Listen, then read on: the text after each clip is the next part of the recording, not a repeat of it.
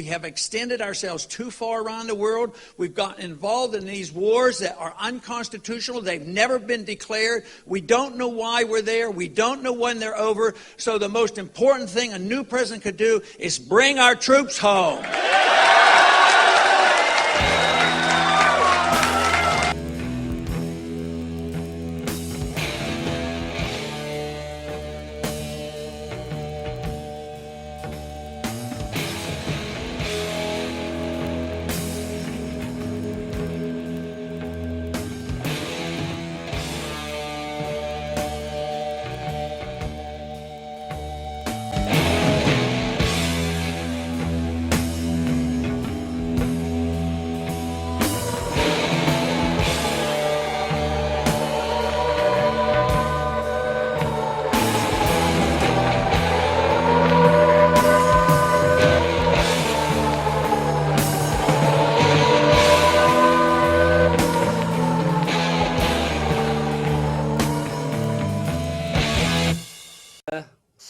The man the United States has called a, quote, global terrorist, Anwar al-Awlaki, has been killed in Yemen by a CIA drone strike, according to U.S. officials. Anwar al-Awlaki, a person who held himself out as a Muslim cleric, but whom the president says was really a murderous thug who helped kill innocents, was blown to pieces when an unmanned drone operated by American forces delivered a missile to a convoy of cars in which Mr. Awlaki was traveling in the country of Yemen. Before I begin, I want to say a few words about some important news. Earlier this morning, Anwar al-Awlaki, a leader of al-Qaeda in the Arabian Peninsula, was killed in Yemen. The death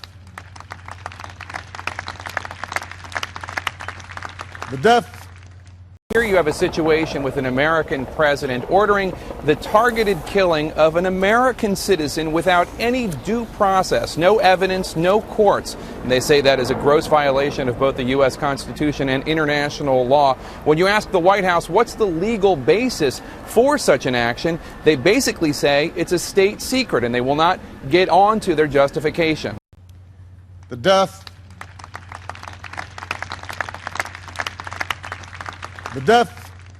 you will never see it coming. But this time it's different. Awlaki was an American. This may be the first U.S. killing of an American target with no trial, no indictment. The problem here is that the U.S. has done something that I don't think it's ever done before. It has killed one of its citizens somewhere else around the world without any due process at all. This is about rule of law, and this is about rules to keep us all safe. Warren's organization sued to take Awlaki off a terror kill list and lost. The White House wouldn't offer a legal justification for targeting an American. You were asserting that he had operational control of the cargo plot and the Abdul-Muttalib plot. He's now dead. Can you show us, or the American people, or has a judge been shown? Well, again, Jake, I'm not going to go any further than what I've said about the circumstances of his death and the case against them, which again you're linking, and I think that you said that he was responsible for these things.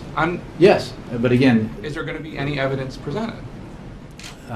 You know, I don't have anything for you on that. Do you not see at all?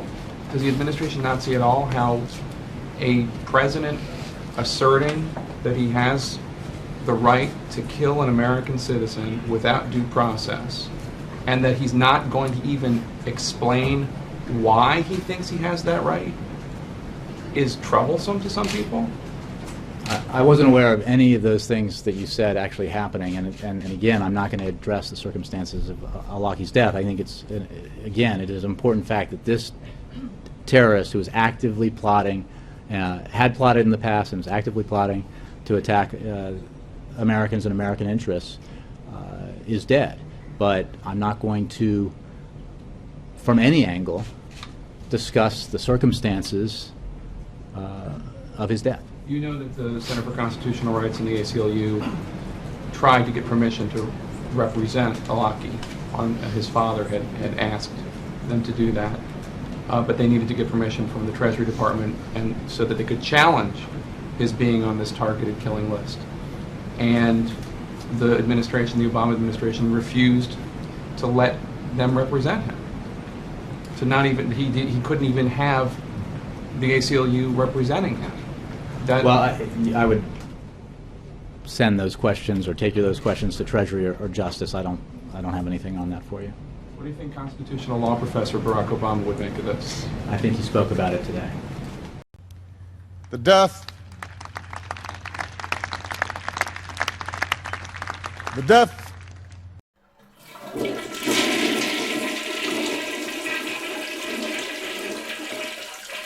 The Constitution could not be clearer on this. The Fifth Amendment states in part that no person shall be deprived of life, liberty, or property without due process of law. It doesn't say no person except those deemed dangerous by the president. It doesn't say no person except those whom the president declares to be enemy combatants. It doesn't say no person except those against whom the president claims to have secret evidence. It simply states no person. This due process requirement is the linchpin of the entire Constitution. From it comes the presumption of innocence, that all persons are presumed innocent until proven guilty beyond a reasonable doubt. From it comes the government's duty of transparency and fairness, and it applies to all persons, even non-Americans. But that's not an issue here because Mr. al-Awlaki, as you may know, was born in New Mexico, United States of America. The death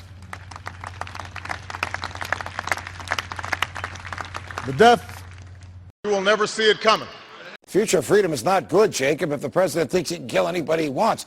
Was this lawful or constitutional by any known accepted standard of law and the Constitution? Absolutely not. It was nothing but state-sanctioned murder. That, you know, the government, the president has made some unsubstantiated assertions about what this man was doing.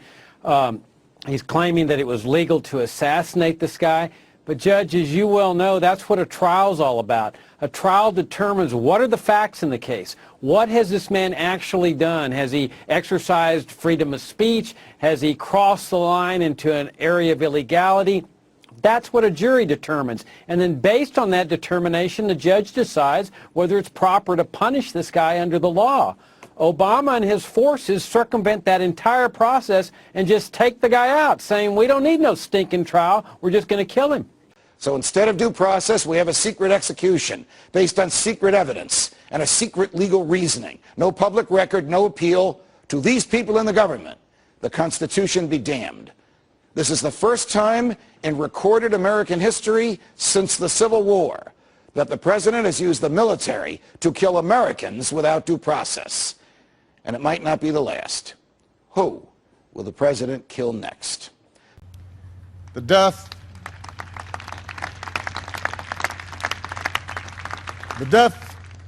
Al-Awlaki had returned to his native Yemen, and President Obama put him on his so-called kill list. And 2 years later, he was indeed killed by a drone. But just 2 weeks after that, an American drone struck again in Yemen and killed another American citizen. This was Anwar's 16-year-old son, a minor and a non-combatant. He died while eating at an outdoor restaurant along with several other people, including children. What can't our government do? And what can they keep secret? Was he the actual target? Can you at least tell us? Is that too much to ask for? And shouldn't we know whether we're executing teenagers on purpose or by accident, let alone U.S. citizen teenagers? You know that initially the United States government said that he was in his 20s and was a militant. When pressed on it, and in fact the Washington Post found his birth certificate, well, there it is. They're like, oops, yeah, I guess he wasn't in his 20s.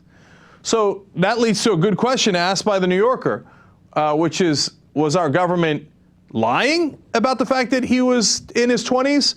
Or was there evidence on him so thin and they wound up dropping a bomb on his head and killing him anyway? Do you think that the killing of Anwar al-Awlaki's 16-year-old son, who is an American citizen, is justifiable? That's an American citizen that's being targeted without due process of law, without trial, and he's underage, he's a minor. I would suggest that you should have a far more responsible father if they're truly concerned about the well-being of their children. I don't think becoming an al-Qaeda jihadist terrorist is the best way to go about doing your business. But now he's suing U.S. Defense Secretary Leon Panetta, former CIA Director David Petraeus, and top counterterrorism officials over the killing of his grandson. Nasser al-Awlaki joins me from Cairo. What I am trying to achieve from this is really to know everything what happened regarding my son and my grandson, and also to have justice from the U.S. legal system about what happened. What I want, I am not looking for compensation, I am not looking for money. What I am looking is justice from the U.S. court system, because I feel my son and my grandson Abdulrahman were killed for no reason. When I see the casualness with which some of these folks talk about war, I'm reminded of the costs involved in war. This is not a game, and there's nothing casual about it. I have two words for you: predator drones. You will never see it coming.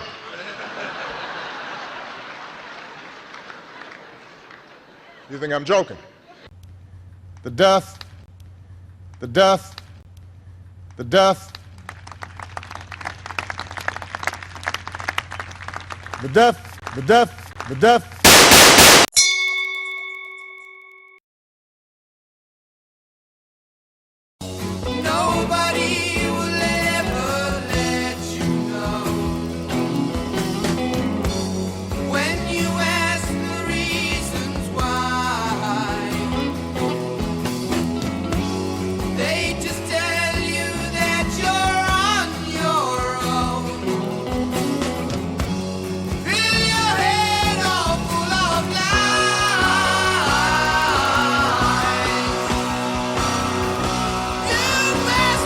Because we are dangerous to the status quo of this country.